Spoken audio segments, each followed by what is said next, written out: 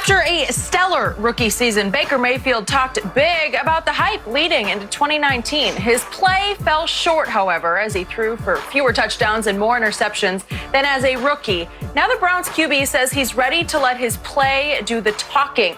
Talking to reporters yesterday, Baker said, quote, "It's just time to work, do our thing instead of talking about it." So, Shannon, I start with you. How much better do you expect Baker Mayfield to be this season?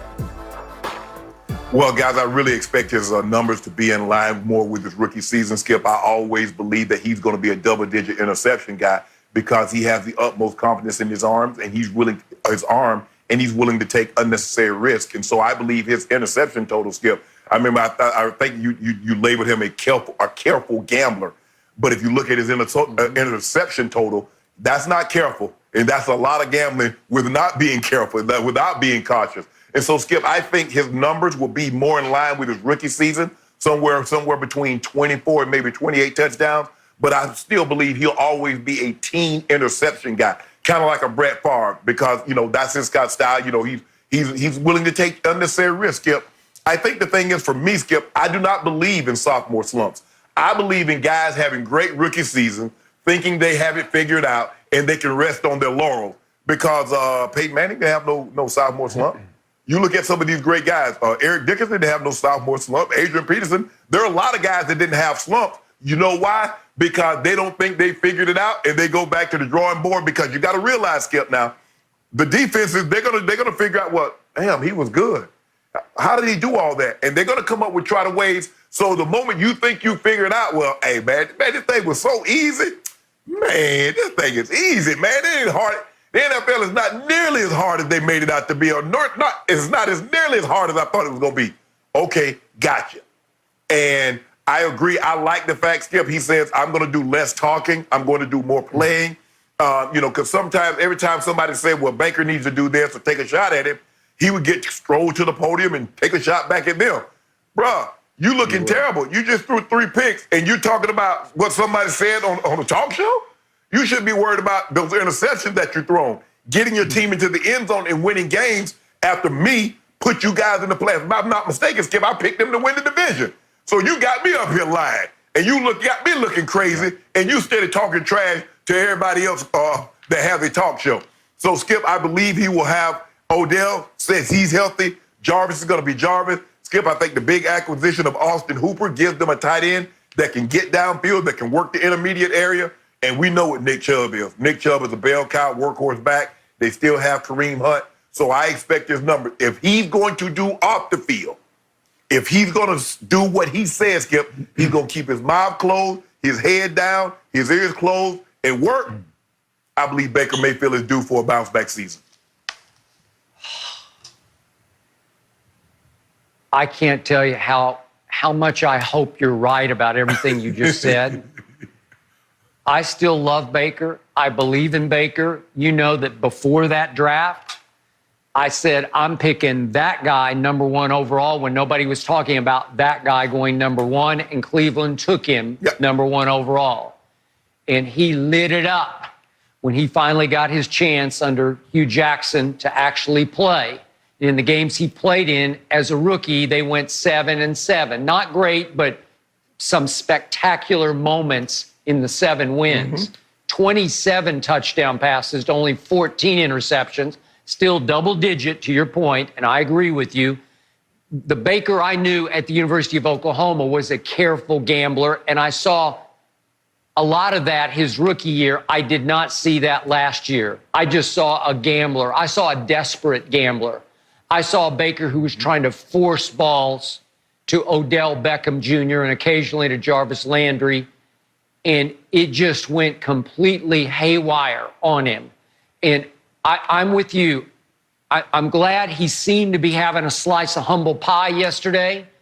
Baker, you can't keep blaming your critics for your failures. It just won't work long term. Right. You're coming off as big mouth Baker, and you're just painting the target on your back bigger and bigger, as did your Progressive insurance commercials last year that seemed to run every other commercial.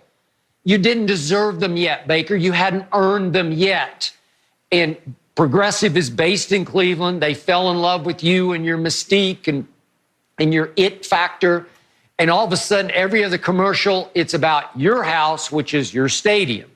And they were clever and they were cute and I liked them, but boy, they just beat me over the head.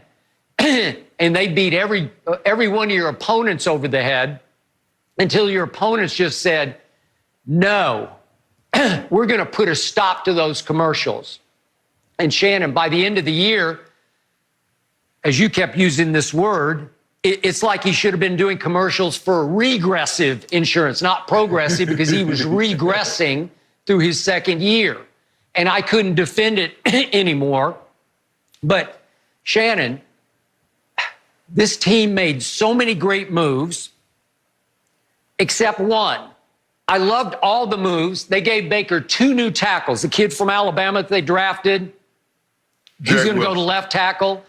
Yeah, and Jack Conklin's going to go to right tackle. And I think it's going to I think it's going to boost up the protection. I think it will. It should. Yes. So there's no more excuse there, Baker. And you brought up Austin Hooper. Matt Ryan threw him almost 100 balls last year, and he caught 75 of them and made his second Pro Bowl. And not only do you have Austin Hooper as a pure pass-catching tight end, I'm not saying he's Shannon Sharp, but he's pretty good. And you're getting Njoku back, who you lost at mid-year when he fractured his wrist. He's pretty good. And as Shannon brought up, you don't have one runner. You got 2 stud runners. You got 2 starting running backs, with Kareem Hunt being the sort of the lightning to the thunder of Nick Chubb. So you got that going. You got Kevin Stefanski and Shannon. Maybe if you look at what Stefanski did last year, I guess he called the plays. Kubiak had a lot of input also, but again, what did they do for Kirk Cousins last year? They just ran the ball. They just ran Dalvin, Latavius. They just ran the ball, right? And tried to keep Kirk Cousins out of harm's way as much as possible. Right. Well, maybe that's the MO. But my point to you, my bottom line to this is, the reason I fear for Baker this year, no more excuses. Seed is getting hotter and hotter. And yet there's one move they didn't make. They did not trade Odell. I thought they were. There were all these rampant reports, speculation. Remember, he was going to be traded to Minnesota. Minnesota had lost Stephon to Buffalo. And I thought, sweet deal.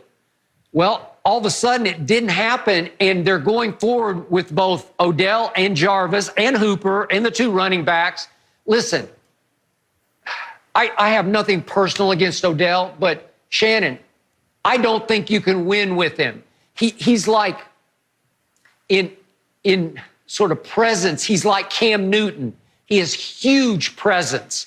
He like Cam can't be a backup quarterback. It's either starter or bust for Cam. And I still think somebody's going to give him a shot to be a starter somewhere down the line. Not now. But with Odell, it's either star or bust. And remember, Odell, what was it, a couple of weeks ago, posted a new video in which he was talking about his injuries and his surgery. And in the video, he said, I was pretty much effed up the whole year. So he had some kind of hernia, sports hernia. I don't know what it was exactly, but he got it fixed. He got it surgically repaired. And Jarvis had hip surgery.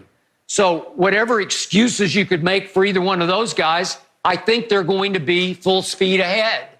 So I don't think you can win with Odell. The Giants paid him all that money and then realized they made a huge mistake, and they dumped out. They got out of it. They said, we're done. More trouble than you're worth.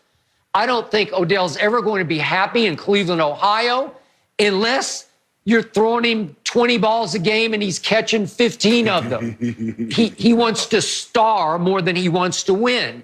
And when he's dominating your huddle and your meeting rooms, it's just like, feed me, I need to be fed.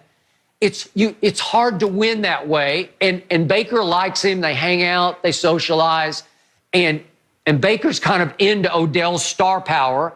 And his trouble last year, he kept trying to force it to Odell when Odell was a shell of himself.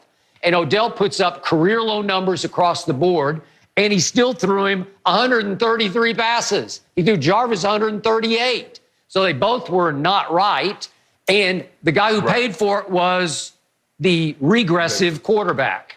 So, Shannon, I hope it works out. I still think he could have a big bounce back.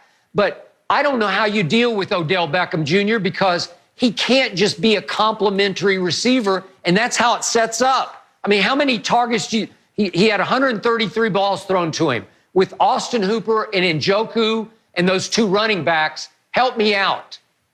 100? 90? 80? Tell me. I mean, seriously, I don't see it, and he's not going to be a happy camper. Well, Skip, in the West Coast, and that's what they're going to run. And this is Gary Kubiak offense that he brought from Mike Shanahan that they got from San Francisco, Skip. It's a lot of play action. It's a lot of boots. If you look at it, when they had Diggs, they had Thielen, they tried to simplify it because they put Kirk Cousins, because he is athletic, and I believe Baker is more athletic than Cousins, they put him on the move. Yeah. And so, and you're right, Skip, the likelihood of you getting 150 targets and Jarvis getting 150 targets and Hooper getting 100 targets, Skip, that ain't very good. That's a lot of targets. The math. For three, and so no, it doesn't fit. It doesn't add up. And so, Skip, in order for you to be successful, when you look at what we did in Denver, now, if one of these guys were like Jerry Rice, Jerry got the lion's share of the targets, Skip, when he was at San Francisco. Even they had John Taylor, and later they had J.J. Stokes, and T.O. end up coming in, Skip. But unless Odell's going to take off like that, but here's the thing. JT knew